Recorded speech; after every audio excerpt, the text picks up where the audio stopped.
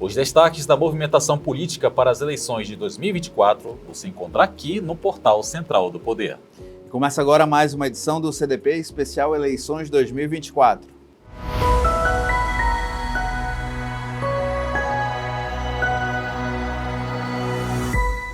E o programa de hoje começa destacando o encerramento na última quarta-feira, 8 de maio, do cadastro para a regularização da situação eleitoral junto aos TREs de todo o Brasil. O ministro Alexandre de Moraes, presidente do TSE, agradeceu o esforço de todos os colaboradores da Justiça Eleitoral, que contabilizou mais de 6 milhões de alistamentos no período de abertura do cadastro. Após o encerramento da regularização da situação do título de eleitor, o TSE informou que apenas o estado do Rio Grande do Sul terá uma prorrogação de 15 dias desse prazo, devido às fortes chuvas e enchente que assolam a região. Após o encerramento deste prazo, o cadastro eleitoral é fechado, sendo reaberto somente depois do pleito, no dia 5 de novembro. A ação está prevista na Lei das Eleições, que determina o fechamento do cadastro eleitoral 150 dias antes da data de votação. E no programa de hoje recebemos o pré-candidato à Prefeitura de Manaus, Marcelo Ramos, do Partido dos Trabalhadores. Seja bem-vindo, candidato. Olá, Maurício. Olá, Marcelo. Uma alegria estar aqui com vocês e poder falar com quem acompanha vocês pelas redes sociais, pela internet e poder falar um pouquinho sobre Manaus. Perfeito. Olha, a primeira pergunta é, o seu nome ele é uma das surpresas nessa pré-campanha à Prefeitura de Manaus. Quem partiu o convite e o que lhe motivou a aceitá-lo? Na verdade, Maurício, é uma surpresa até para mim. Eu, desde o final do meu mandato de deputado federal em 2022, eu migrei a minha vida para a minha atividade profissional. Eu sou advogado, sou consultor em relações institucionais. Meu escritório, que era só em Manaus, eu criei uma seccional em Brasília, uma seccional em São Paulo, criei uma consultoria em São Paulo. Hoje sou também consultor do presidente da Petrobras, que é uma das maiores empresas de petróleo do mundo, e estava com a minha vida praticamente concentrada nessa atividade corporativa em maior qualidade de tempo com meus filhos quando estava aqui em Manaus, nessa rotina Manaus, Brasília, São Paulo. E, para minha surpresa, na última semana de filiação, eu fui chamado pelo presidente Lula, que me fez uma pergunta direta. Eu gosto até de brincar, como ele disse, que ele olhou para mim e disse, você topa? Eu tentei argumentar, ele disse, topa ou não topa? Eu falei, presidente, o senhor é presidente da República, o senhor me pede um negócio, eu vou dizer que não. Então, eu primeiro recebi um pedido do presidente Lula, isso é muito significativo para mim.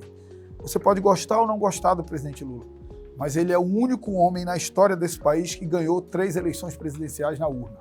Isso é uma constatação que ninguém vai tirar da biografia e do legado da história dele. Mas 2 outros motivos justificam a minha decisão de sair da minha zona de conforto profissional, familiar, financeira para disputar a eleição. O primeiro deles é o fato de que o debate pré-eleitoral na campanha de Manaus era um debate muito pobre. Era um debate em que os candidatos disputavam posições. Eu sou o candidato do governador, eu sou o candidato do ex-presidente, e ninguém falava sobre os problemas da cidade. Então, a oportunidade de colocar na pauta da pré-campanha e da campanha um diagnóstico e soluções efetivas e execuíveis para os problemas da cidade de Manaus. E o terceiro motivo, e talvez o principal deles, eu sempre digo que tudo em mim é Manaus. Meu pai nasceu em Parintins, mas a minha mãe nasceu em Manaus. Eu nasci em Manaus, na Santa Casa de Misericórdia. Estudei aqui a minha vida escolar inteira. Me formei na Universidade Federal do Amazonas no curso de Direito. Passei na OAB aqui em Manaus. Meus filhos são manauaras. Minhas vitórias, fui vereador de Manaus, fui deputado estadual, deputado federal, sempre devendo isso ao povo da cidade de Manaus. As minhas alegrias eu vivi aqui, o nascimento dos meus filhos, as minhas vitórias eleitorais. As minhas tristezas eu também vivi aqui. A perda do meu pai muito cedo, a perda da minha filha, as minhas derrotas eleitorais. Então, tudo na minha vida é Manaus. E seria uma covardia eu me negar a contribuir com a cidade que me deu tudo que eu tenho e a quem eu devo tudo que eu sou no momento em que eu tive a oportunidade de contribuir com ela. Então, eu decidi sair da minha zona de conforto. A vida de quem é vocacionado não é só financeiro. Quem é vocacionado para alguma coisa precisa servir a sua vocação para também alimentar o seu espírito, alimentar a sua alma. Então, quando eu decido sair da minha zona de conforto, eu crio instabilidade na minha vida financeira e profissional, mas eu alimento a minha alma, alimento o meu coração, que pulsa o tempo inteiro e que se provocam o tempo inteiro pelo desejo de servir a Manaus e aos manauaras. Falando de Manaus já, qual é o seu diagnóstico atual da capital amazonense e quais seriam as suas prioridades caso eleito prefeito? Marcelo, meu xará, as pessoas gostam muito de fazer demagogia, né? Manaus, está o caos, Manaus... Cara, Manaus não tem problemas dessa gestão. Manaus tem problemas históricos. Manaus tem um passivo muito grande da falta de planejamento, da falta de prioridade no que é prioridade na vida das pessoas. Então, se eu pudesse resumir Manaus em 3 aspectos mais urgentes, eu resumiria primeiro em saúde. Nós temos um grave problema na saúde pública. E um problema que é da cidade de Manaus e do governo do estado do Amazonas, porque a saúde é o Sistema Único de Saúde. A prefeitura é responsável pela unidade básica de saúde, a UBS, o atendimento básico. Você tem uma dor de cabeça, você não vai para o hospital, você vai para a UBS. Se a sua dor de cabeça for só um problema passageiro, vão lhe dar o remédio para a dor de cabeça, você volta para casa. Mas se ela for algo mais grave, você vai ter que ir para uma consulta com o neuro. Aí você entra numa fila de um negócio chamado CISREG, que é uma fila invisível que a vez de quem mais precisa não chega nunca. Se ele diz que você precisa de algum exame especializado, você vai para a fila de novo do CISREG. E se ele diz que você precisa de uma cirurgia, você vai para a fila de novo do CISREG.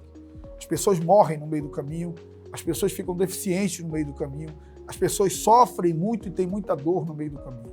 Fruto dessa falta de coordenação entre estrutura de atenção básica, que é da prefeitura, e média e alta complexidade, que é do governo do estado. Manaus só tem 52% de cobertura da rede de atenção básica.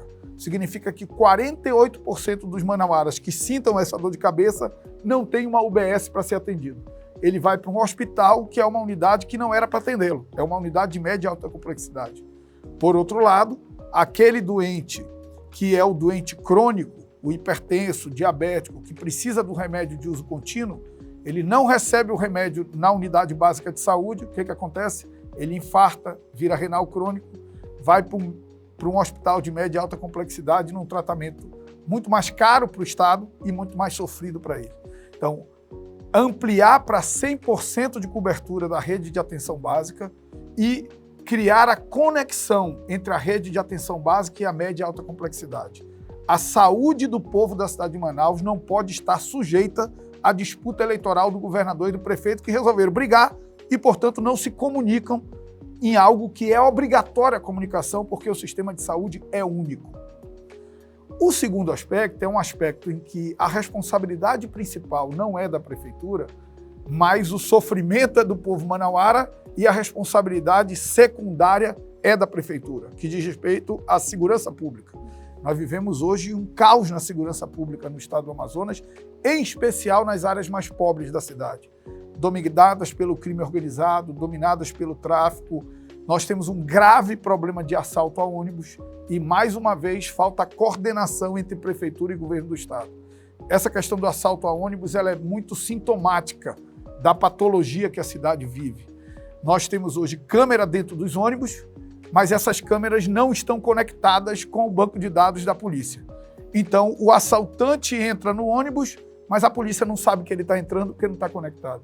Se conectar, na hora que ele entrar no ônibus, você notifica a viatura mais próxima e prende e evita o assalto. Quando você vai para a estatística dessa história de assalto a ônibus, aí é ainda mais grave. Porque a única estatística que tem, toda vez que você ouvir falar em qualquer notícia, assalto a ônibus, é assalto à renda do ônibus. Porque quem faz essa estatística é o Sinetran. E o Sinetran só faz a contagem do assalto à renda. Ninguém sabe a estatística do cidadão que anda de ônibus, que perdeu o celular, que perdeu o colar, que perdeu a aliança, que perdeu a renda, a diária de um dia de trabalho. E isso é o mais doloroso, é o mais sofrido. Então essa conexão ela é urgente e necessária. Fora isso, a prefeitura precisa fortalecer a Guarda Municipal, que tem como responsabilidade a vigilância patrimonial, então ela não é uma guarda para vigiar pessoas, mas que ela tem que sair da porta das repartições públicas, porque a Guarda Municipal não é para proteger o prefeito e o secretário, e tem que ir para dentro dos terminais de ônibus. É um absurdo. Em todas as secretarias você tem um guarda municipal, mas você não tem guarda municipal dentro dos terminais de ônibus. Ela tem que ir para dentro das linhas de ônibus que tem mais diagnóstico de assalto, Por exemplo, a 560, que é uma das linhas de ônibus que mais tem ocorrência de roubos e furtos. Então, a prefeitura precisa dar contribuição com a guarda e também recuperar, urbanizar e iluminar espaços públicos de convivência coletiva. Porque bandido não gosta de lugar limpo nem iluminado. Lugar limpo e iluminado é lugar em que a família ocupa. Quando a família ocupa, a bandidagem corre. Então, acho que a prefeitura precisa dar sua parcela de contribuição na política de segurança pública. E, por fim, a questão da educação. A prefeitura ela é responsável por 2 etapas fundamentais da vida escolar. A creche, e nós temos uma cobertura muito baixa da atenção de creche. O governo da presidente Dilma autorizou 116 creches para Manaus, só foram construídas 23. Nós só temos 10% das vagas necessárias para atender crianças na idade de creche, na primeira infância, que estão em vulnerabilidade social, de famílias de baixa renda. Você pega Juiz de Fora, que é governado pelo PT, foi deputada comigo, Margarida Salomão, a prefeita, tem 100% de vagas de atendimento. O 1º ao 5º ano, que é o Fundamental 1, que talvez seja a etapa mais importante da vida escolar de um estudante, porque é onde ele aprende a ler e aprende as 4 operações matemáticas. Se ele for bem nesses 5 anos, ele vai carregar esse legado para a vida escolar inteira. Se ele for mal, ele vai capengando o resto da vida escolar inteira. Então, nós decidimos algumas coisas. A primeira delas, que nós vamos criar uma política permanente de valorização salarial dos professores. Ele vai ter a reposição da inflação como piso, mas ele vai ter ganho real numa cesta de índice que vai variar com o PIB de Manaus e com o orçamento de Manaus. Quanto mais crescer o PIB, quanto mais crescer o orçamento, mais o professor tem de ganho real, porque é justo que ele se aproprie de um pedaço da riqueza gerada pela cidade que ele contribui tanto como professor ensinando as nossas crianças. E nós vamos criar o pé de meia municipal. O governo federal tem o pé de meia para o ensino médio e nós vamos criar para o ensino fundamental.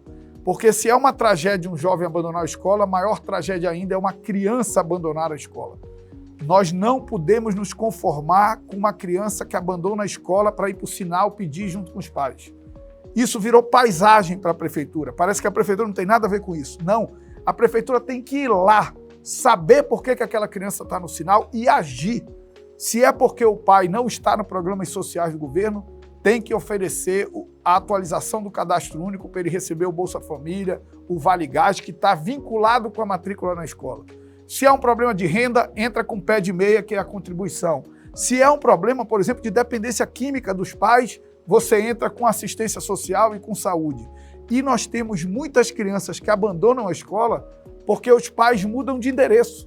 Então nós temos que criar uma matrícula mais flexível, em que a hora que o pai muda de endereço, ele consegue remanejar a matrícula, porque a criança não consegue ir de ônibus para a escola, na idade de primeiro ao 5º ano. Então, eu colocaria esse tripé, saúde, segurança e educação, eu acho que são os grandes desafios hoje da cidade de Manaus. Ok. Você falou sobre a segurança, quer dizer, primeiro saúde, depois segurança, depois educação. Mas você falou da prioridade, principalmente da questão de um conjunto entre o governador de governo e a prefeitura.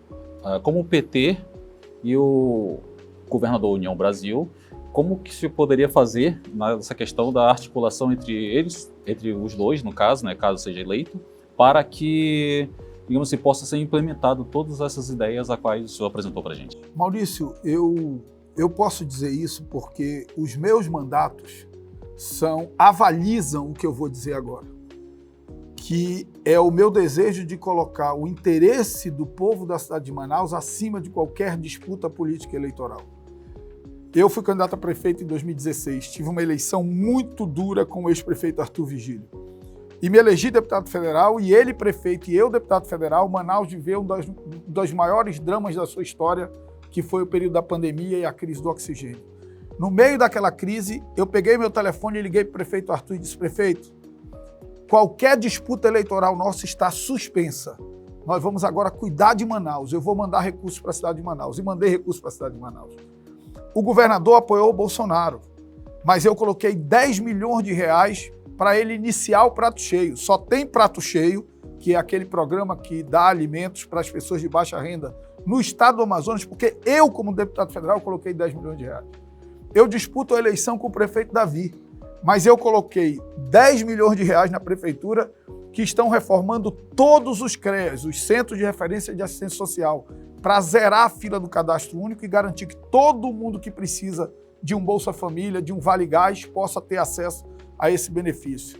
Eu disputo a eleição com o prefeito, mas ele está agora com o processo licitatório para criar a nova base do SAMU e centro de treinamento do SAMU com recursos de emendas minhas.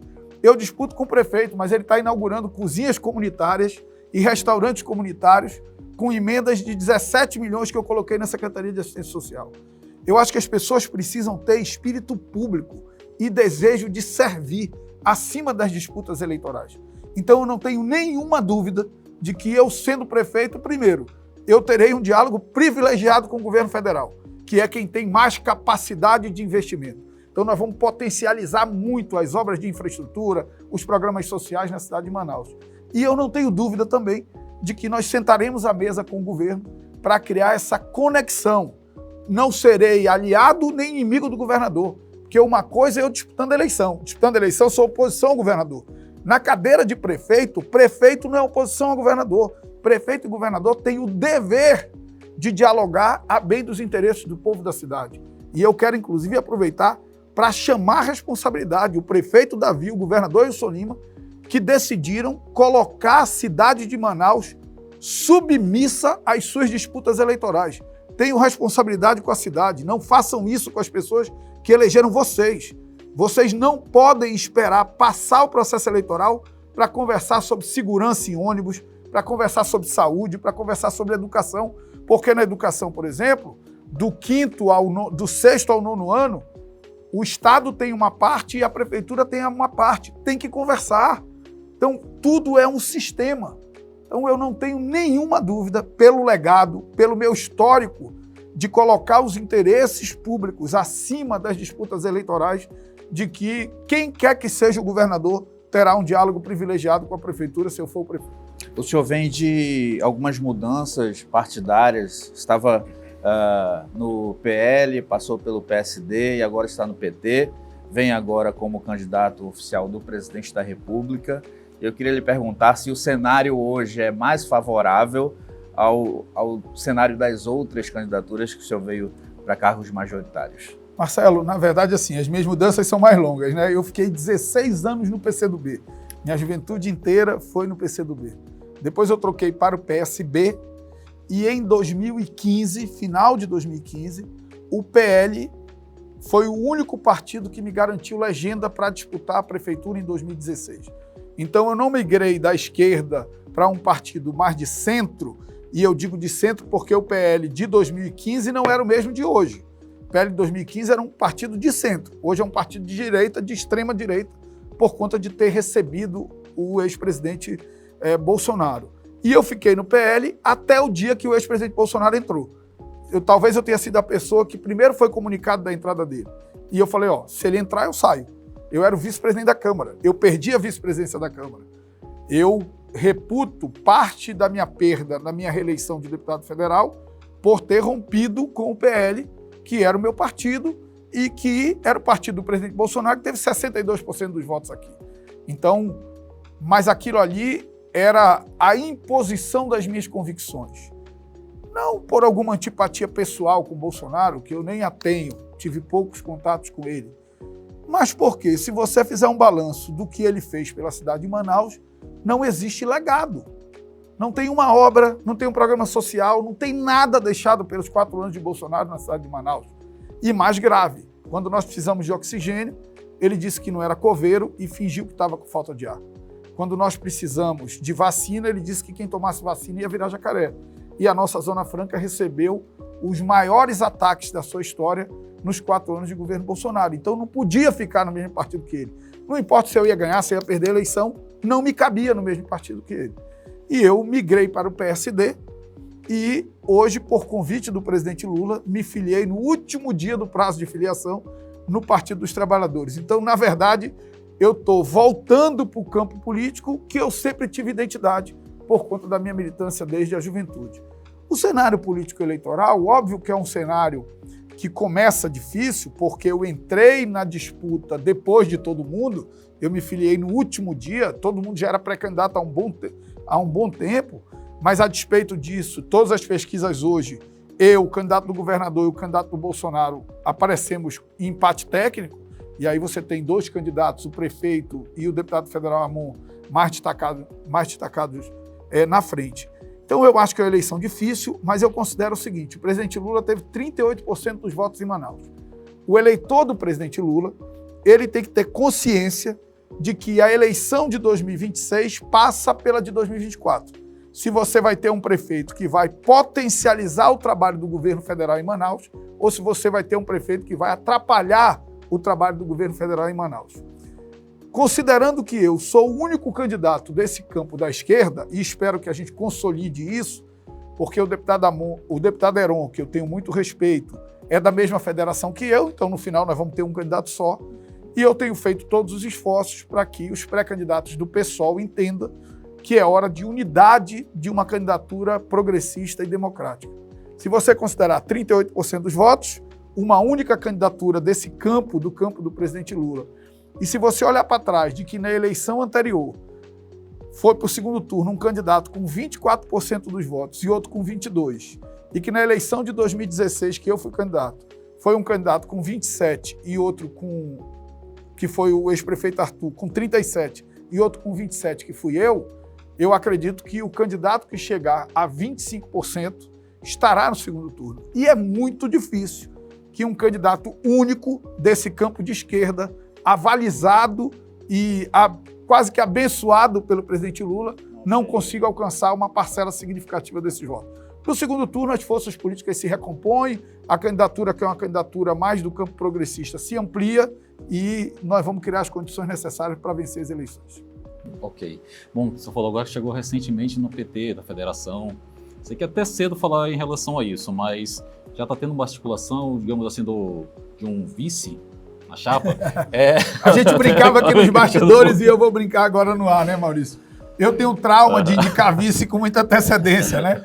Em 2016, eu fiz a minha convenção, acho que 2 semanas antes do prazo final, escolhi como vice o hoje governador Wilson Lima e tive que trocar antes da eleição porque recebi o apoio de outros partidos e acabou o ex-deputado, hoje conselheiro do Tribunal de Contas, Josué Neto, que era o presidente da Assembleia, virou meu vice naquela eleição. Então, vice é coisa para decidir no último dia na convenção. Mas já tem conversado. Não, tem conversas. Quando eu considero que eu não vou ter só a federação, que eu vou ter outra federação, como a Rede PSOL, que eu vou ter o Solidariedade, que por acordos nacionais nós vamos tentar trazer o PSB e o PDT, significa que provavelmente a gente vai ter que conversar com esses outros partidos a possibilidade de composição para uma vice. Mas é cedo. Eu tenho trauma. Ele não tem porque virou governador, mas eu tenho. O senhor comentava antes que está prevista para junho, mais ou menos, a vinda do presidente aqui já para estar com o pé no chão em apoio à sua candidatura. Como é que está essa articulação da vinda dele? Na verdade, Marcelo, tem uma previsão de visita institucional do presidente Lula para o mês de julho. E, obviamente, que numa visita institucional ele aproveitará para fazer gestos em relação à nossa candidatura. Eu acho que o fato concreto é que o presidente Lula tem coisas muito objetivas para entregar à cidade de Manaus.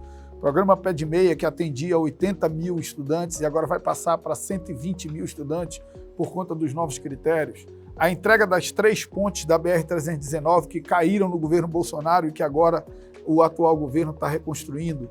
O início das obras do lote C da BR-319, do asfaltamento, que já está em nova licitação, porque o governo anterior teve licença, licitou, mas contratou uma empresa de fundo de quintal que não deu conta de executar as obras. A própria licença do trecho do meio, que está muito próxima de sair numa negociação entre Ministério de Infraestrutura e Ministério do Meio Ambiente. Então, o presidente Lula tem coisas para entregar para a cidade de Manaus. A previsão da vinda dele é em julho e, obviamente, que em vindo nós vamos casar essa agenda institucional com uma agenda política de fortalecimento da candidatura da nossa federação. Maravilha. Ok, tá. O nosso tempo está acabando. Eu falo demais, né? Imagina. Muito pelo contrário, foi muito boa a nossa Ótimo. entrevista. Quero já deixar aberto o convite para que o senhor retorne durante a campanha. Eu sei que a correria é maior, mas reserve um tempinho para voltar aqui com a gente, já com as propostas bem definidas, para a gente ter um tempo maior para conversar a respeito disso. Marcelo, Maurício, eu quero primeiro deixar o meu agradecimento e o meu compromisso público. Independente do nível de corrida, do nível de comprometimento da agenda, eu estarei com vocês aqui durante o período eleitoral, assim que receba o convite. No mais, agradecer a todos os telespectadores de vocês que acompanham pelas redes sociais, acompanham pela internet, dizer da minha alegria de poder falar sobre os meus projetos para a cidade de Manaus, chamar todas as demais candidaturas à responsabilidade, que a gente pare de discutir fuxico em eleição. Eleição não é momento de fuxico, eleição é momento de diagnóstico e de soluções efetivas para os problemas da cidade. É isso que a população espera de nós, é isso que eu estou tentando oferecer. Então, quero dizer ao povo da cidade de Manaus que eu estou tentando oferecer o melhor de mim para essa mãe que não está conseguindo trabalhar porque precisa de creche e não tem, para esse pai que está perdendo horas de convivência com a família porque o ônibus demora demais, para essas pessoas que saem da escola, que saem da universidade e morrem de medo dentro do ônibus de ser assaltado. Eu acho que é para essa gente que nós precisamos falar, porque são essas pessoas que mais precisam da prefeitura. O rico, com prefeitura, sem prefeitura, ele vive. Se ele quer se divertir, ele viaja, ele não precisa de UBS porque ele tem plano de saúde, ele não precisa de escola pública porque ele tem escola particular. Por isso que a prefeitura tem que cuidar de todos, mas sempre que tiver que escolher, que o dinheiro não der para tudo, ela tem que escolher cuidar dos mais pobres e essa é a nossa missão. Obrigado, pessoal. Queria lhe perguntar como é que está a sua agenda aí para os próximos dias, as próximas semanas, como é que está essa pré-candidatura? Então, Marcelo, eu ainda tenho que adaptar a minha agenda política com a minha agenda profissional. Eu sou consultor da presidência da Petrobras, eu tenho 3 dias de trabalho presencial, 2 dias de trabalho remoto. Então eu fico terça, quarta e quinta em Brasília e de sexta a segunda aqui em Manaus. Essa adaptação compromete um pouco a minha agenda, mas quando eu estou em Brasília, eu estou procurando saber das coisas, intervir nas coisas, garantir recursos, conversar com lideranças políticas importantes. Essa semana, esse final de semana, eu tenho uma agenda de entrevistas, eu tenho uma agenda de reuniões do partido. Segunda-feira, a direção da federação deve reunir para decidir, inclusive, sobre a candidatura. E segunda-feira vai ter um momento que vai ser muito bacana da minha campanha, vocês estão sabendo em primeira mão, porque segunda-feira eu vou fazer um jantar para os fundadores do PT, sabe? Gente da velha guarda do PT. Eu acho que é uma forma de demonstrar a minha gratidão a esse partido que me recebeu com tanto carinho, que está me dando a oportunidade de falar com a cidade de Manaus. Maravilha. Esse foi o nosso programa de hoje, Central de Poder Especial Eleições 2024, com o pré-candidato a prefeito, Marcelo Ramos, do PT. Seja sempre bem-vindo. O CDP está de portas abertas para você. Obrigado, parabéns pelo programa. Você que acompanha o nosso programa, acompanhe também os outros programas com os outros pré-candidatos e fique sempre ligado que nós temos novidades sempre em centraldopoder.com.br. Nos encontramos na próxima oportunidade. Até lá. Até lá.